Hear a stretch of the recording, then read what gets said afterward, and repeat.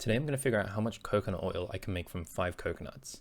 First thing I gotta do is crack these nuts open. I used a hammer to tap around the coconut into the cracks and then scooped all the flesh out.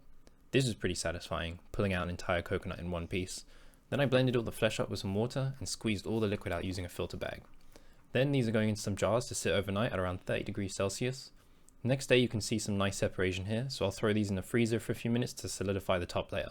Then it's super easy to pick out the solid pieces. Taking those solid pieces and throwing them into another jar and letting it sit for a few hours at 30 degrees again. Once that's done, you can see 3 layers here. The curd on top, the oil in the middle, and more excess water at the bottom. I'm going to run this through a cheesecloth overnight to remove as much of the solids as possible, being careful not to apply any pressure as that will push the solids through. On day 3, you can see a little bit of solids in the bottom, but nothing we can't solve with the next step. Throwing this back in the freezer to solidify the oil, then taking the layer of oil and cooking it for a few minutes to brown the curd. This will make it easier to filter out. I let the oil cool down a little bit, then I ran it through a coffee filter, and now we're left with a nice clear coconut oil that smells way stronger than the store-bought stuff. But to answer my question from the start, you can make about this much coconut oil from 5 coconuts. No wonder it's so expensive.